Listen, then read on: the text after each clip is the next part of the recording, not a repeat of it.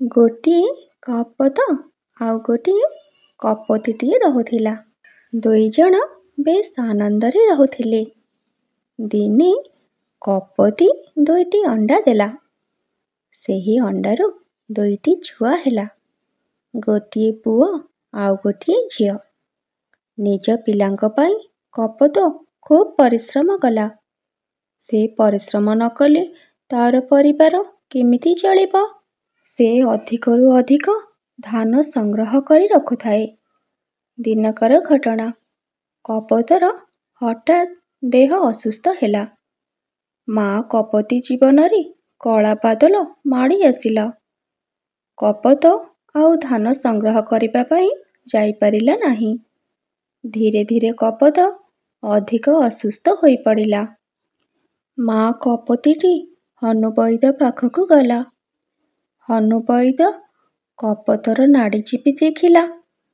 କପୋତ ବେଶୀ ପରିଶ୍ରମ କରିବାରୁ ତାର ଏପରି ଅବସ୍ଥା ବୋଲି ହନୁ ବୈଦ୍ୟ କହିଲା। କପୋତକୁ ଏବେ ବିଶ୍ରାମ ଦରକାର, ନହେଲେ ସେ ସୁସ୍ଥ ହେବ ନାହିଁ। ଏବେ କପୋତୀ ତାର ପିଲା 2ଟିଙ୍କୁ ଧରି ଧାନ ସଂଗ୍ରହ କରିବାକୁ ଗଲା।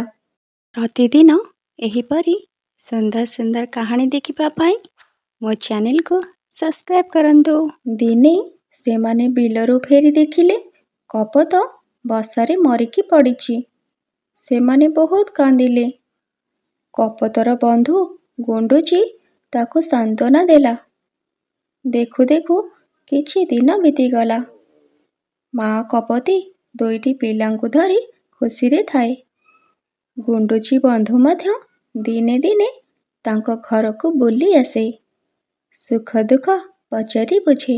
ଦିନକର ଘଟଣା, ମା କପୋତୀ ତାର 2 ପିଲାଙ୍କୁ ଡାକିଲା। 2ଟି ଗଉଣୀରେ ଧାନ ଭର୍ତ୍ତି କରି 2 ଜଣଙ୍କୁ ଗୋଟିଏ ଲେଖାଏଁ ଗଉଣୀ ଧାନ ଦେଲା। ଆଉ କହିଲା, ପିଲାମାନେ, ଏ ଧାନ ହେଉଛି ଆମ ସମସ୍ତଙ୍କର ପରିଶ୍ରମର ଫଳ।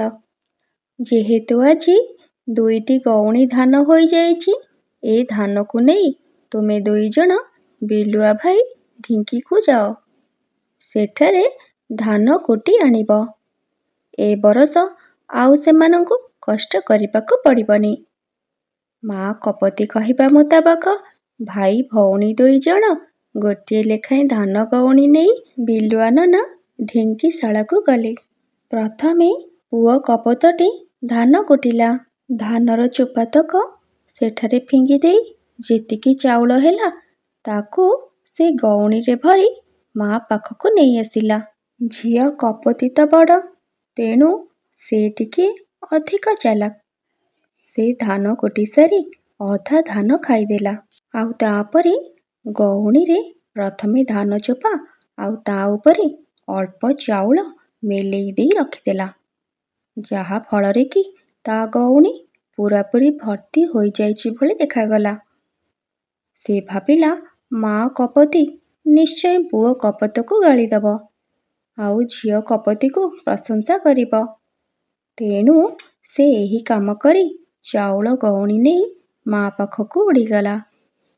ମା କପୋତୀ ଏଥର ଦେଖିଲା ଯେ ଝିଅ ଚାଉଳ ଅଧିକ ଅଛି, ହେଲେ ପୁଅ ଗଉଣୀରେ ଚାଉଳ କମ୍।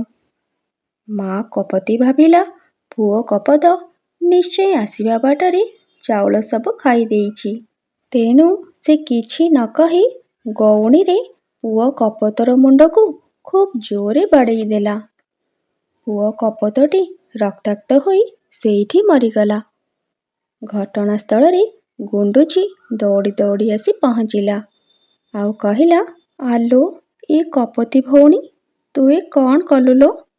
ଛୁଆଟାର କିଛି ଦୋଷ ନଥିଲା।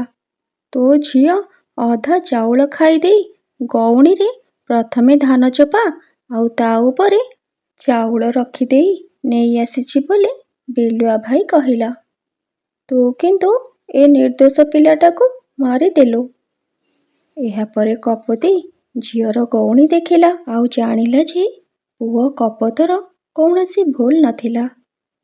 ତାପରେ ମା କପୋତୀ ପୁଅର ମୃତ ଦେହ ପାଖରେ ବସି କାନ୍ଦିବାକୁ ଲାଗିଲା। ନିଜର ଭୁଲ ପାଇଁ ସେ ନିଜକୁ ବହୁତ ଧିକ୍କାର କଲା। ଆଜି ମଧ୍ୟ ମା କପୋତୀ ନିଜ ପୁଅକୁ ମନେ ପକାଇ କାନ୍ଦେ।